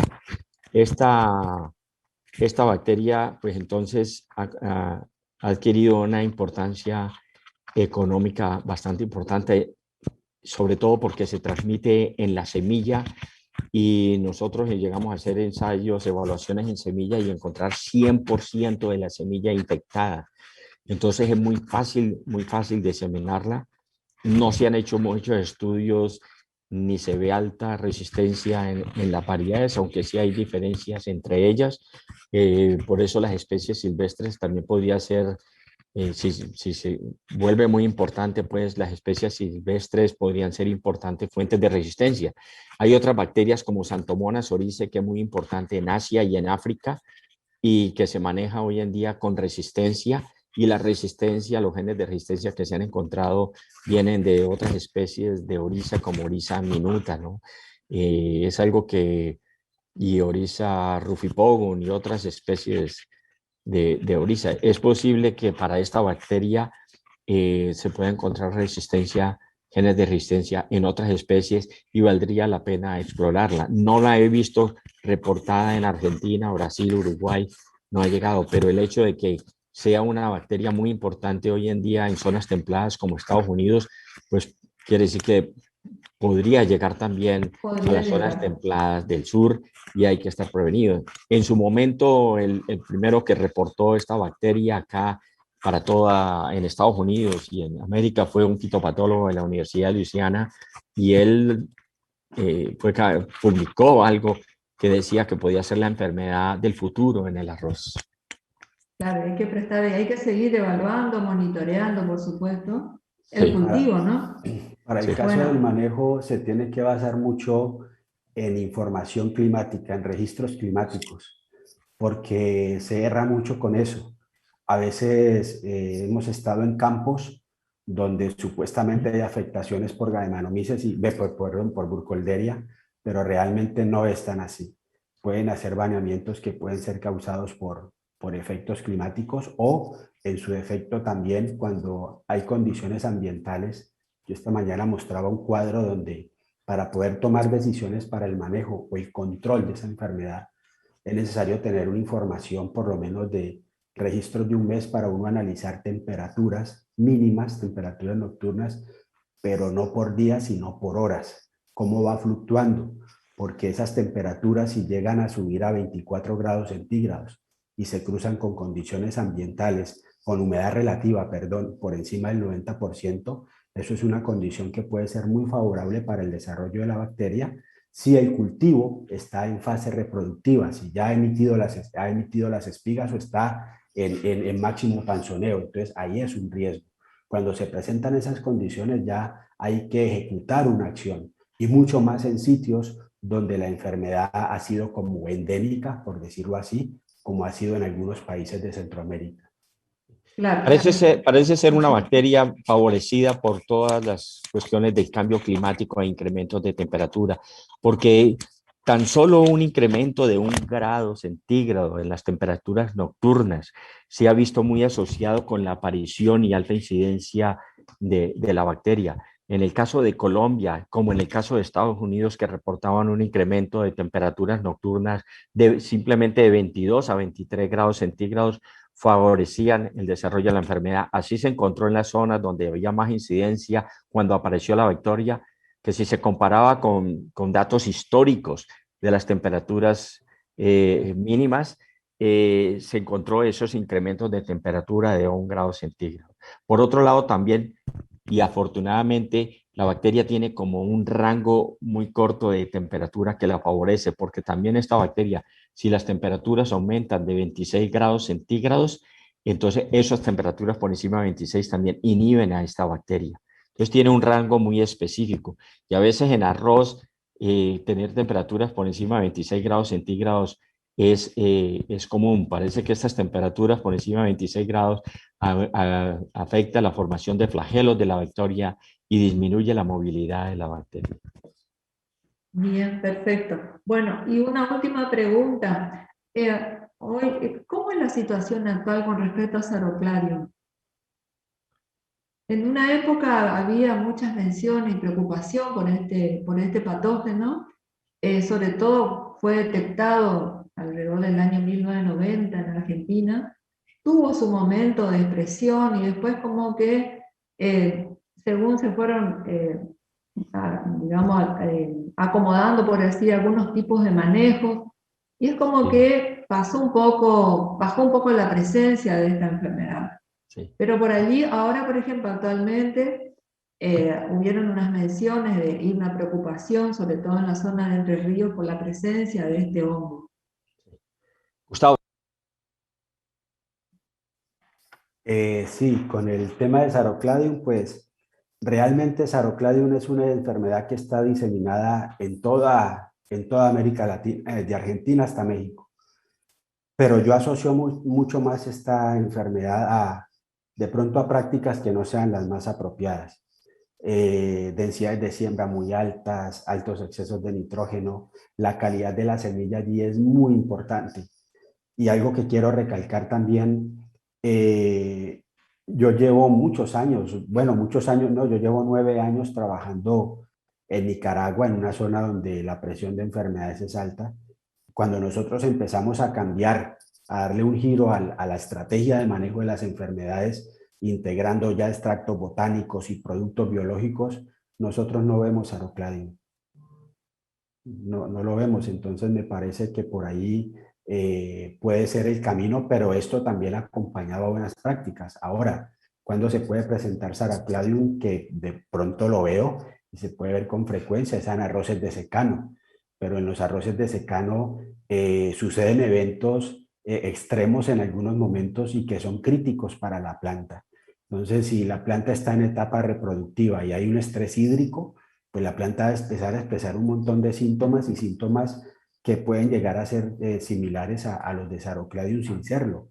Ahora, otras cosas también son las aplicaciones de herbicidas tardíos en el cultivo. Esto también hace una presencia de síntomas en el cultivo que creyera uno que son Sarocladium, pero no son Sarocladium. Claro, Y de repente, si se hace un aislamiento, lo va a encontrar uno, pero el detonante fue la descompensación que tuvo la planta con el herbicida, con el estrés hídrico, con el desbalance nutricional.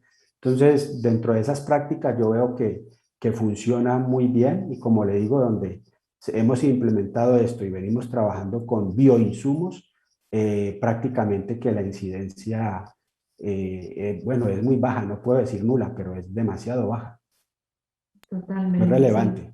A veces también se Bien. encuentra muy asociada con daños de insectos, porque También. muchos daños de insectos y perforadores afectan la emergencia de la panícula y definitivamente cualquier factor que afecte la emergencia de la panícula, allí va a haber Sarocladio.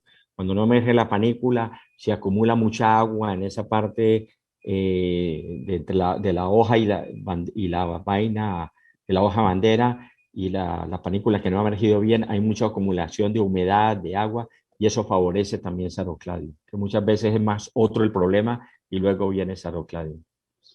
Bueno, bueno, me parece que bueno, estamos ya en el tiempo. Me parece que ha sido muy interesante la exposición. Los temas tratados son de actualidad. No queda más que agradecerles y bueno, lo que han expuesto me parece que es lo que estamos, sobre todo considerando los dos graves problemas que mencionaron, que es con respecto a piricularia y al entorchamiento, que son nuestras grandes preocupaciones que tenemos para el cultivo de arroz. Así que ha sido muy bueno, muy aprovechable todo, y nos queda más que darle las gracias por su exposición.